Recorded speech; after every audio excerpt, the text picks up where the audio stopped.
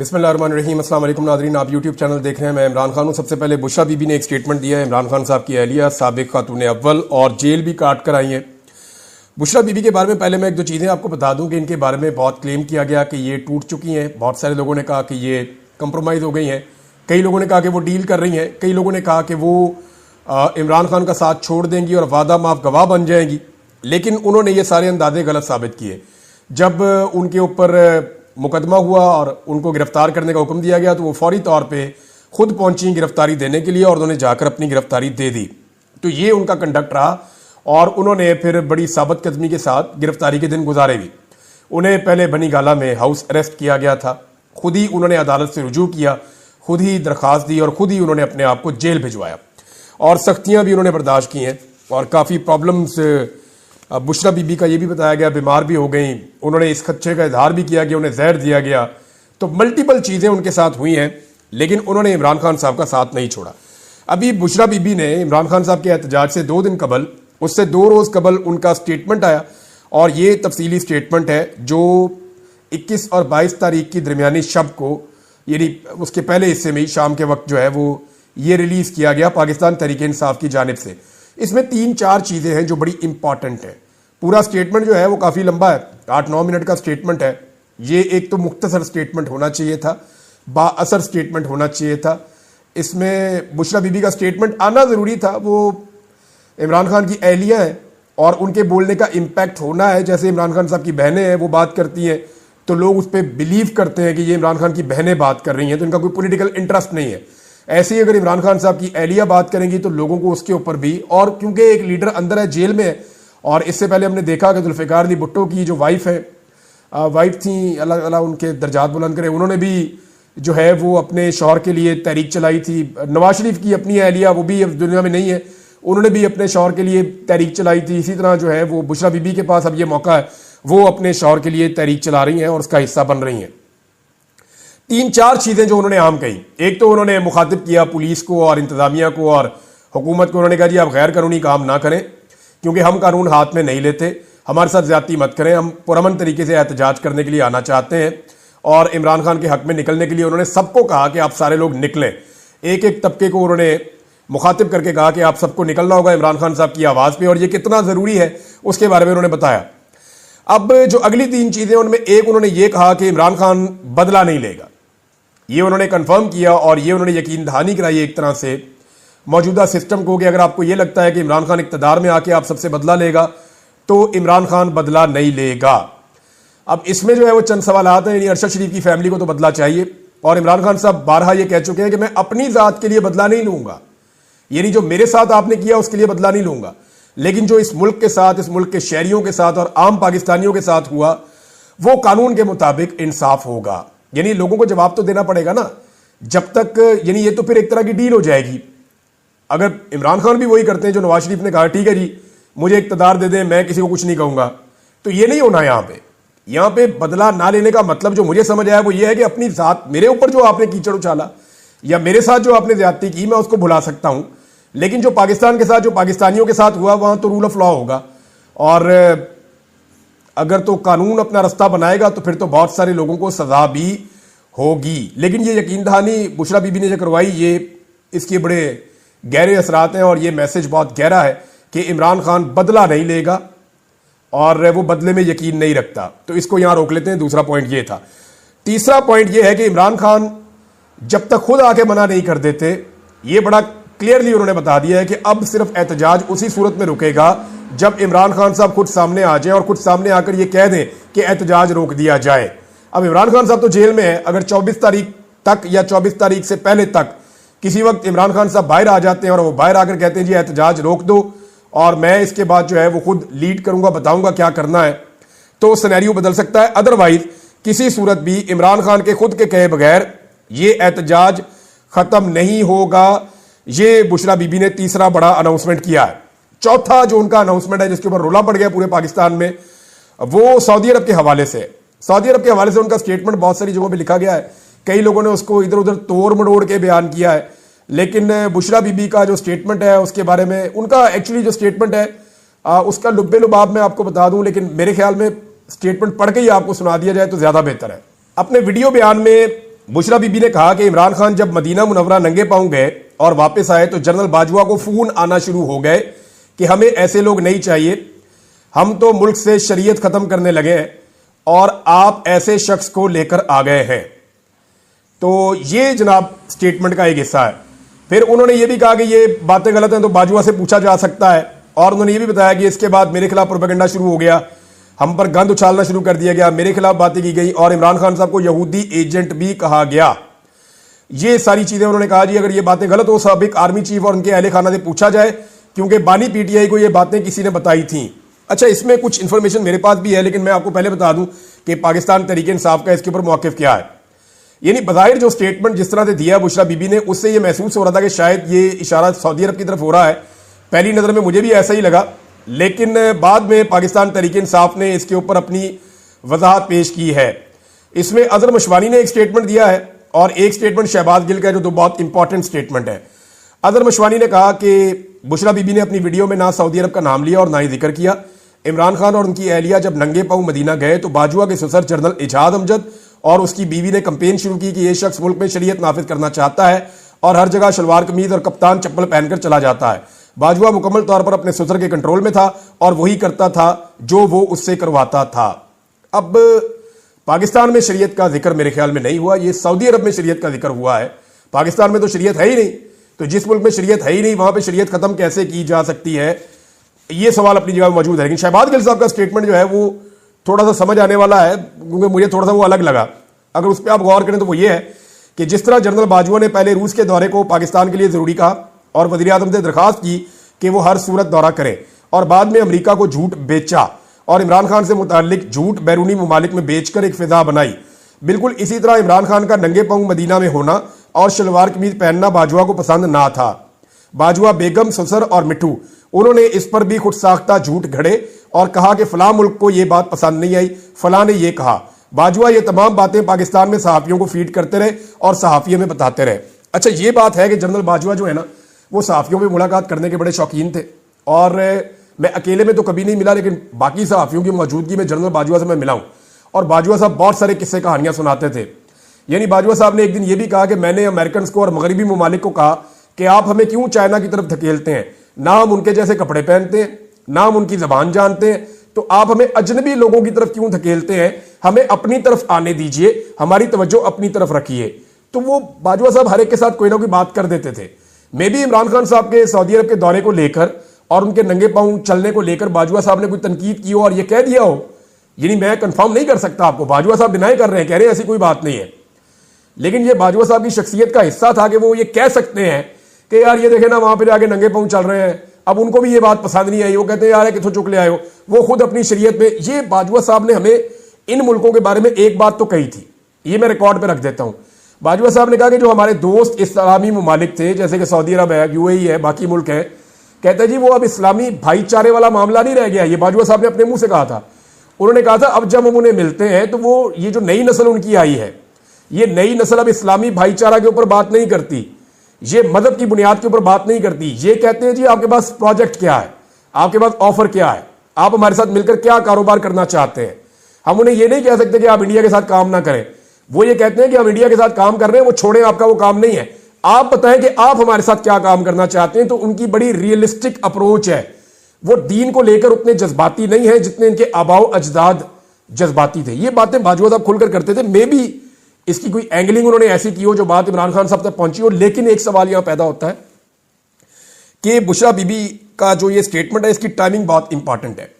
दो छोटे एतराजात मेरे हैं। एक तो ये स्टेटमेंट बड़ा लेंथी था, बहुत लंबा था, ये बिल्कुल छोटा होना चाहिए था। ये जितना छोटा होता उतना इसका असर ज्यादा होता। यह बार बार चीजें रिपीट हो रही थी, बार बार वो बुशरा बीबी अल्फाज को और चीजों को रिपीट कर रही थी जो इस लेवल के ऊपर मुनासिब नहीं है। और क्योंकि उनका इतना तजुर्बा नहीं है इस बारे में, लेकिन वहां तजुर्बाकार लोग मौजूद हैं जहां बुशरा बीबी हैं, पार्टी की क्यादत मौजूद है। और ये रिकॉर्डेड बयान था, ये बयान ऐसा नहीं था कि जो रिकॉर्ड किए बगैर लाइव चला दिया हो। ये रिकॉर्डेड बयान था, इसको एडिट किया जा सकता था, इसमें बल्कि एडिटिंग हुई भी है और इसमें से वो चीजें जो नामुनासिब है वो निकाली जा सकती थी। अब ये जो सऊदी अरब वाली बात उन्होंने की है, इसके मतलब लोगों ने अलग अलग निकाल लिए हैं, क्योंकि इसमें गुंजाइश मौजूद है। जिस तरह उन्होंने स्टेटमेंट दिया, इस तरह स्टेटमेंट आप पढ़ें तो अजहर मशवानी की बात का भी एक मतलब निकलता है, जो शहबाज गिल साहब कह रहे हैं एक मतलब वो भी निकलता है, एक मतलब मैं एक स्पेस में था उसमें लोग कह रहे थे वो भी निकलता है, एक मतलब इसमें वो भी निकल रहा है जो ये हुकूमत निकाल रही है। अब ताहिर अशरफी साहब ने और जनरल बाजवा साहब ने डिनाई कर दिया, उन्होंने कहा जी ऐसी कोई बात नहीं हुई, ये हमारे ऊपर झूठा इल्जाम है। सऊदी बादशाह के इमरान खान साहब के साथ बड़े अच्छे ताल्लुकात थे, वली अहद के मोहम्मद बिन सलमान के, और उसके बाद वो पाकिस्तान भी आए थे उस दौरे के बाद, और उसके बाद इमरान खान साहब जब दोबारा गए थे तब उन्होंने खुद आके वेलकम किया था। तो ये शानदार ताल्लुकात थे। तो इधर से ये भी पता चलता है कि शायद ये बात ठीक है कि सऊदी अरब को ये ब्लेम नहीं किया बुशरा बीबी ने, ये ब्लेम शायद वो किसी और तरफ करना चाह रही हैं, और वो उनकी तरफ से क्लैरिटी आ जाएगी तो चीज़ें और ज़्यादा क्लियर हो जाएंगी। बहरहाल ये जो लोग वहाँ बैठे हुए थे, जो तजर्बाकार हैं, जिनको सियासत का और सोशल मीडिया का पता है, उन्हें चाहिए था कि इसको अपलोड करने से पहले एक दफ़ा थारोली चेक कर लेते, क्योंकि देखें ना एक बड़ा ज़बरदस्त शायर का शेर है। बिस्मिल्लाहिर्रहमानिर्रहीम, अस्सलाम वालेकुम नादरीन, आप यूट्यूब चैनल देख रहे हैं, मैं इमरान खान हूँ। नादरीन, जो मामला शुरू हुआ था ईरान में रजीम चेंज ऑपरेशन करने से, वो मामला ऐसा लगता है कि ईरान में तो हुकूमत नहीं गिरी, ना हुकूमत तब्दील की जा सकी, सिर्फ आयतुल्लाह अली खामनाई को शहीद किया गया और उसके बाद उन्हीं की तरह का उनका बेटा आ गया। पहले डोनाल्ड ट्रंप ने कहा कि मुझे काबिल कबूल नहीं है, अब डोनाल्ड ट्रंप उनसे मुज़ाकरात की बात भी करता है। लेकिन मामला यह है कि जहाँ पे हुकूमत ईरान की गिराई जानी थी, जो दो हुकूमतें ये काम करने के लिए चली थी, एक अमेरिका और एक इसराइल, वो दोनों खतरे में पड़ गई। अमेरिका के अंदर डोनाल्ड ट्रंप के साथ क्या हो रहा है और इसराइल में नेतन्याहू के साथ क्या हो रहा है, ये एक बड़ी अजीबोगरीब सिचुएशन है कि इन दोनों मुल्कों ने ईरान में रजीम तब्दील करना था, लेकिन इनके अपने रजीम खतरे में आ गए हैं। सबसे पहले तो आप ये देखें कि डोनाल्ड ट्रंप के साथ क्या हुआ। रिपब्लिकन पार्टी के अंदर, जो डोनाल्ड ट्रंप की अपनी पार्टी है, और अमेरिका के मीडिया के अंदर डोनाल्ड ट्रंप की शदीद मुखालफत पैदा हो चुकी है, और किसी सूरत भी डोनाल्ड ट्रंप अब इस पोजीशन में नहीं है कि मिड टर्म इलेक्शन जीत सके, और डोनाल्ड ट्रंप के ऊपर लगातार एक तलवार लटक रही है कि डोनाल्ड ट्रंप का मुहासबा किया जा सकता है। यानी डोनाल्ड ट्रंप ने यह खुद भी कहा कि मेरी इंपीचमेंट हो सकती है, और इसकी वजह सिर्फ यह जंग नहीं है, एप्स्टीन फाइल और उसके बाद बनने वाली सिचुएशन, और फिर पूरे अमेरिका को एक ऐसी जंग में धकेल देना जिससे ना सिर्फ अमेरिका को शर्मिंदगी हुई बल्कि अरबों डॉलर का नुकसान भी हो गया, और अमेरिका के अरब ममालिक के साथ ताल्लुकात और खलीजी ममालिक में अमेरिका की जड़ें वो उखड़ गई हैं, बहुत कमजोर हो गई हैं। ये सब कुछ डोनाल्ड ट्रंप के खाते पड़ेगा। तो हालत यह है डोनाल्ड ट्रंप की कि अब वो मुल्कों से मदद मांगते फिर रहे हैं। डोनाल्ड ट्रंप ने 5 मुल्कों से मदद मांगी। देखिए ना, एक वक्त ऐसा था कि अमेरिका किसी मुल्क से बात करता था, मदद मांगता था, तो वो बड़ा ऑनर फील करते थे। ज़ेलेंस्की का स्टेटमेंट अगर आप देख लें, ये कुछ अर्सा पहले जब डोनाल्ड ट्रंप नया नया अमेरिका का सदर बना, तो यही ज़ेलेंस्की जो है, ये जब व्हाइट हाउस में आया तो डोनाल्ड ट्रंप ने इसे काफ़ी शर्मिंदा किया था, बड़ी अजीबोगरीब सूरत हाल हो गई थी। आज वही ज़ेलेंस्की जो है उससे मांगे जा रहे हैं कि हमें ड्रोन दें, हमारी मदद करें, और उसके बदले में उसको भी कुछ चाहिए। अब वो एक बेहतर डील चाहता है। एक दौर था कि अमेरिका ये कह रहा था कि यूक्रेन के जितने भी मिनरल्स हैं उस पर हमारा हक है, हमें वो दिए जाएं, और आज सूरत हाल क्या है। ये तो चले यूक्रेन की बात है, लेकिन अमेरिका ने जिन 5 बड़े ताकतवर मुल्कों से मदद मांगी, उनमें एक चाइना है, एक फ्रांस है, एक बरतानिया है, एक जापान है, और एक जनूबी कोरिया। इनसे मदद मांगी, चाइना ने साफ इनकार कर दिया। फ्रांस ने कहा जी हमने तो अपने हथियार नहीं भेजे। बरतानिया का स्टेटमेंट भी मुबहम सा है, वो इस लड़ाई का हिस्सा बनना नहीं चाहते, वो पहले ही मना कर चुके थे। जापान ने कोई अभी तक जवाब दिया नहीं, और कोरिया ने भी कोई वाज़ेह जवाब नहीं दिया। तो आप अंदाजा करें कि जिन मुल्कों से डोनाल्ड ट्रंप ने नाम ले लेकर मदद मांगी, वो मुल्क भी जवाब नहीं दे रहे, और जो रजीम तब्दील करने चले थे उनका अपना रजीम खतरे में पड़ गया। अब आ जाए नेतन्याहू पे, तो नेतन्याहू गायब है, इसका मामला तूल पकड़ता जा रहा है। पिछले साल आपको याद है जब ईरान ने बमबारी की थी, तो जो बिल्डिंग तबाह हुई थी उस पर खड़े होकर नेतन्याहू ने बताया था कि मैं यहां पे हूं, और एक जेस्चर शो किया था। वो नेतन्याहू अब किधर है, कोई समझ नहीं आ रही। दुनिया भर के अंदर यह सवाल पूछा जा रहा है कि नेतन्याहू मारा गया, नेतन्याहू जख्मी हो गया, किधर गया। लेकिन 2-3 पॉसिबिलिटीज है ना सामने ना आने की। अपनी मौजूदगी का सबूत नेतन्याहू नहीं दे पा रहा, हालांकि देना चाहिए। जो वीडियो नेतन्याहू की आती है उसके ऊपर इल्जाम लगता है कि ये आर्टिफिशियल इंटेलिजेंस की वीडियो है। बहुत मुमकिन है कि नेतन्याहू ठीक भी हो या जख्मी हो और ये आर्टिफिशियल इंटेलिजेंस की वीडियो हो, लेकिन आप कुछ जंग के माहौल में कंफर्म कर नहीं सकते। सामने क्यों नहीं आ रहा, बहुत सारे रीजन हो सकते हैं, हो सकता है नेतन्याहू जख्मी हो, क्योंकि कुछ रिपोर्टर्स ऐसे हैं, खासतौर पे एक रिपोर्टर की वीडियो भी वायरल हुई है जिसने खड़े होकर बताया कि नेतन्याहू का ये घर है, इसके ऊपर मिसाइल से अटैक हुआ और जिस वक्त अटैक हुआ नेतन्याहू यहां था, यह दावा किया गया। अब या तो नेतन्याहू जख्मी है, या वो मारा गया है, या वो अपनी जान बचाने के लिए हाई सिक्योरिटी के अंदर है, जहां से वो अपनी वीडियो भी जारी नहीं करना चाह रहा फिलहाल, और नेतन्याहू शायद किसी पे भरोसा नहीं कर रहा। जबकि ईरानी पासदाराने इनकलाब, ये जो ईरानी फोर्सेज हैं, उन्होंने ऐलान किया है कि हम नेतन्याहू को ढूंढ कर निशाना बनाएंगे, हम नहीं छोड़ेंगे, क्योंकि ईरानी क़यादत को कत्ल किया इसराइल ने और अमेरिका ने मिलकर, तो वो कहते हैं नेतन्याहू को हम नहीं छोड़ेंगे। एक और बड़ा इंपॉर्टेंट स्टेटमेंट है जो ईरान की जानिब से आया, वो स्टेटमेंट मैं आपको इसके बाद बताता हूं, लेकिन अमेरिका के अंदर डोनाल्ड ट्रंप के लिए चैलेंजेस इतने बढ़ गए हैं कि उन्होंने लोगों को धमकाना शुरू कर दिया है। खासतौर पे अमेरिकी मीडिया को निशाना बनाया जा रहा है और यह कहा जा रहा है कि जो आपके लाइसेंस हैं वो मनसूख कर दिए जाएंगे मीडिया के, अगर आपकी रिपोर्टिंग पे हुकूमत को एतराज होगा। हुकूमत को एतराज यह है कि वो उनको लगता है कि सही रिपोर्टिंग नहीं हो रही, फैक्ट्स सही तरह बयान नहीं किए जा रहे, बल्कि ईरान की गुड्डी चढ़ाई जा रही है और डोनाल्ड ट्रंप को और अमेरिका को इससे नुकसान हो रहा है। इसी तरह पाकिस्तान के अंदर भी पाकिस्तान की मिलिट्री एस्टेब्लिशमेंट पाकिस्तान की मीडिया को दबाती है, हर वक्त दबाती है, कभी हुब्बुल वतनी के नाम के ऊपर, कभी गद्दारियों के सर्टिफिकेट बांट के, कभी मुकदमात करके, कभी करप्शन के नाम पे, कभी लाइसेंस के नाम पे, कभी किसी और मामले में ब्लैकमेल करके। तो मीडिया को पाकिस्तान की मिलिट्री एस्टेब्लिशमेंट दबाती है। ऐसे ही वहां पे अमेरिका में यह सिलसिला अब शुरू हुआ। अमेरिकन मीडिया, जिसे एक आजाद मीडिया कहा जाता है, देखते हैं वो इसके ऊपर कैसा रद्द-ए-अमल देता है। क्या वो डर जाते हैं, पीछे हट जाते हैं, या वो ज्यादा और तेज रिपोर्टिंग कर देते हैं और रद्द-ए-अमल देते हैं कि जनाब ये लो, ये फैक्ट है, हम आपके सामने रख देते हैं। अमेरिकन मीडिया ने जो फैक्ट्स अब तक बताए हैं उनके मुताबिक अमेरिका ये जंग जीत नहीं रहा, और ये सौदा अमेरिका में नहीं बिक रहा कि ये अमेरिका की जंग थी। ज्यादातर लोग ये कहते हैं कि ये जंग अमेरिका की नहीं, बल्कि अमेरिका इस जंग में इसराइल की वजह से उतरा है। और डोनाल्ड ट्रंप के उतरने की वजह यह बताई जाती है कि डोनाल्ड ट्रंप को एप्स्टीन फाइल का खतरा था, और इस खतरे ने डोनाल्ड ट्रंप को जंग में उतरने पर मजबूर किया।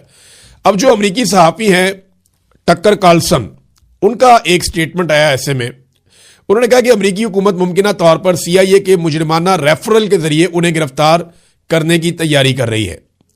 रिपोर्ट्स के मुताबिक दावा किया गया है कि जो टक्कर कार्लसन है उसने जंग शुरू होने से पहले ईरानी रहनुमाओं के साथ कई मुलाकातें और राब्ते किए थे, और जनाब ये कानून की खिलाफ वर्जी है। कार्लसन ये कहता है, ये वो सहाफी है टक्कर कार्लसन जिसने डोनाल्ड ट्रंप से मुलाकात भी की थी जंग से पहले, और इसने डोनाल्ड ट्रंप को समझाया था कि मुझे इसकी समझ है, आप फंस जाएंगे, आप ये ना करें। डोनाल्ड ट्रंप ने इसकी बात नहीं मानी, और अब जब ये उसकी मुखालफत करता है, टीवी पर बैठ के फैक्ट्स सामने लेकर आता है, इसको सुना जाता है बहुत ज्यादा अमेरिका में, तो डोनाल्ड ट्रंप की शोहरत को नुकसान पहुंच रहा है। अब यह शख्स कहता है कि हुकूमत ने उन पर जासूसी की है, उनके पैगामात खुफिया तरीके से पढ़े हैं, और अब उन्हें जिस तरह जुलियन असांज का केस था या जैसे एडवर्ड स्नोडन का केस था उस तरह से कैद करने की कोशिश की जा रही है। यह दावा किया है टक्कर कार्लसन ने। तो अमरीकी इतने परेशान है, अमरीकी हुकूमत, और हत्ता के रिपब्लिकन पार्टी के अंदर से मुखालफत शुरू हो गई है कि ये तो इसराइल की जंग थी, आपने अमेरिका को इस जंग के अंदर क्यों धकेल दिया, और अमेरिका को इसका नुकसान हो रहा है। सबसे बड़ा नुकसान तो अमेरिका की जो चौधराहट है वो खतरे में पड़ गई है।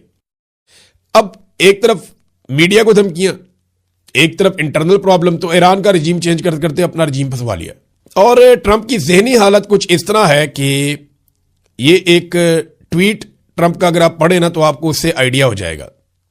यानी ये BBC ने इसको रिपोर्ट किया, आपको यहां से ट्रंप की इस वक्त जहनी हालत का अंदाजा हो जाएगा। उन्होंने कहा कि ईरान डील करना चाहता है लेकिन वो तैयार नहीं है।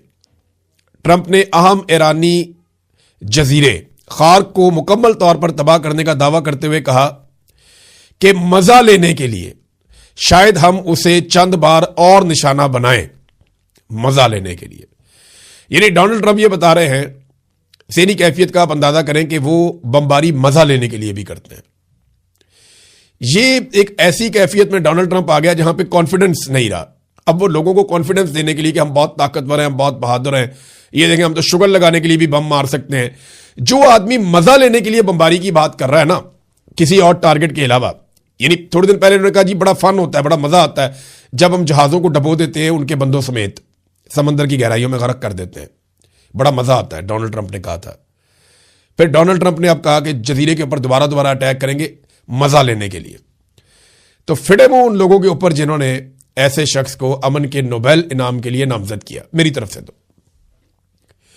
फील्ड मार्शल आसिम मुनीर और शहबाज शरीफ शाबाश के मुस्तहिक हैं कि उन्होंने एक ऐसे शख्स को अमन के नोबेल इनाम के लिए नामजद किया और उसे खड़े होकर बार बार सल्यूट मारे, उसकी तारीफें की, उसके जूते पॉलिश किए। जो शख्स ये कहता है कि वो मजा लेने के लिए बमबारी करता है।